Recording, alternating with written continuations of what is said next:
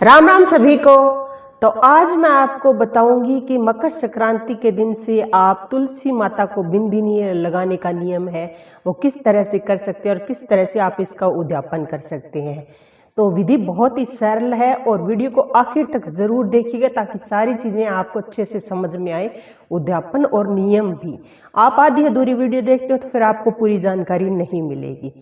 तो तुलसी माता है उसको बिंदी लगाने का नियम कुछ इस प्रकार है कि आप मकर संक्रांति वाले दिन आप तुलसी माता को बिंदी लगाइए, उसके पत्ते पर है बिंदी वो आप लगा सकते हैं। आपको ये नियम मकर संक्रांति से लेकर पूरे एक साल तक करना होगा।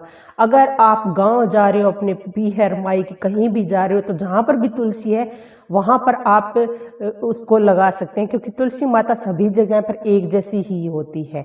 तो इस तरह से आप पूरे साल आपको तुलसी माता है उसके अंदर लोटा जल का डालना है और उसकी पूजा करनी है और उसके बाद आप इस बिंदी को लगा सकते हैं। तो वो आपको तुलसी माता की है पूजा, इससे आपका अखंड सौभाग्य है वो बना रहता है कि आप सदा सुहागर रहते हो और तुलसी माता आपको सुहाग देती हैं।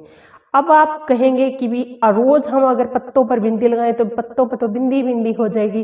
तो जो बिंदी आप पत्तों पर लगाते हैं वो बिंदी आप दूसरे दिन अपने माथे पर लगा सकते हैं।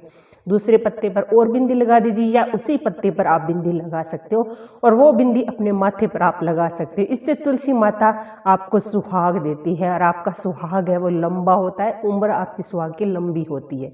तो इस तरह से आप इसको कर सकते हैं।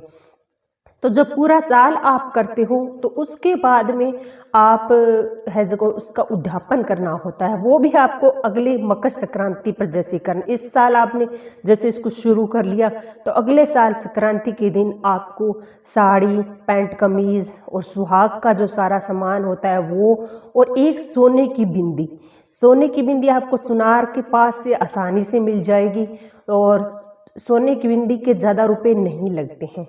तो इस तरह से आप सोने की बिंदी लेकर और तुलसी माता के पत्ते पर लगा सकते हैं। और जो है सुहाग का सारा सामान जो होता है वो मैंने आपको दिखाया है, ये सारा सामान आप ले सकते हो। लेकर आप तुलसी माता की है पूजा करो और उसके साथ ये सारा सुहाग का सामान है उनको ऐसे अर्पण करो और अर्पण करने के बाद में वो बिंदी है वो तुलसी माता के है पत्तों पर इस तरह से लगा देनी है।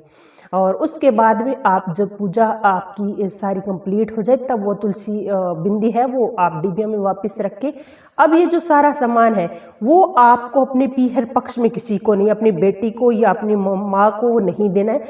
आप अपनी सास को दे सकते हैं, ननद को दे सकते हैं या मंदिर में देकर आ सकते हैं या आप किसी पंडिताइन को इसको सभी चीज़ों को दान कर सकते हैं। ये सारी चीज़ें आप इस तरह से दान कर दीजिएगा और सोने की बिंदी है आप उसी सामान के साथ ही इसको दान कर दीजिएगा। तो ये मकर संक्रांति के दिन का जो दान है वो महादान माना जाता है और इससे आपको अखंड सौभाग्य की प्राप्ति होती है। तो ये इस तरह से विधि है और ये इसका उद्यापन है। तो आप इस तरह से कर लीजिएगा और अपने इस वीडियो को ज़्यादा से ज़्यादा अपनी जो चाची ताई मामी मौसी सभी को शेयर कीजिएगा ताकि वो भी इस मकर संक्रांति को ये नियम शुरू कर सकें और ताकि अगले साल वो इसका उद्यापन कर सकें। वीडियो अच्छी लगी हो तो सब्सक्राइब कीजिएगा। राम राम सभी को।